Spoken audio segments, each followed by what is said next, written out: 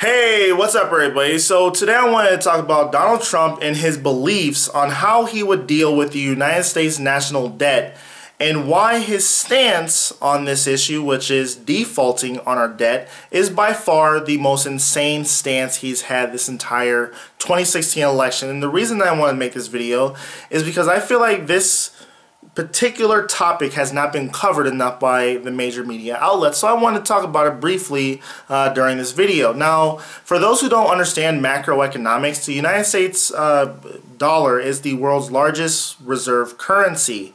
And for Donald Trump to make a statement saying something along the lines like, "Oh, I want to renegotiate," in another statement he said he's like, "Oh, well, you know, we'll pay back half," or something like that, which is in essence defaulting on our debt.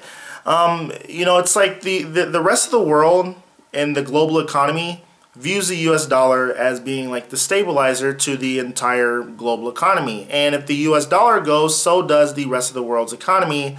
And the fact that he doesn't know that $12 trillion of our national debt is owed to US citizens, or us the people, it just shows how stupid and ignorant he is. You know, it's like this is a guy who his own accountant, is a former accountant who was actually his father's main accountant, said that Donald Trump doesn't know jack squat about economics and financial anything.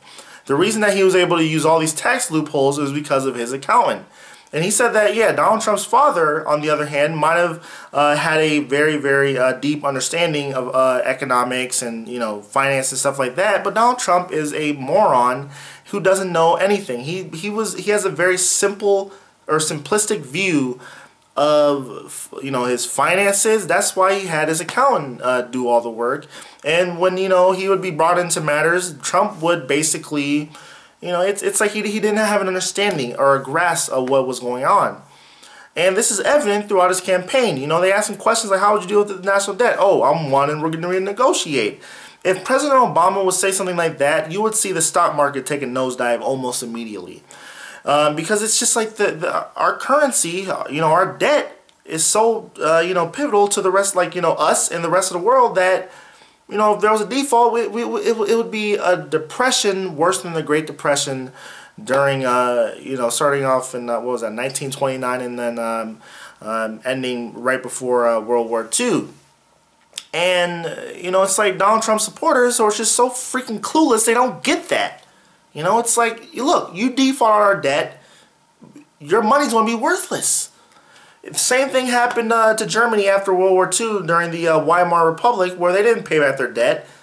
And I mean, you can look up pictures. Kids would have literally, they would be building, it's like they're building like sandcastles or something with it's like kids are stacking their money up in blocks, you know, to build castles. Or it's just because their money was worthless.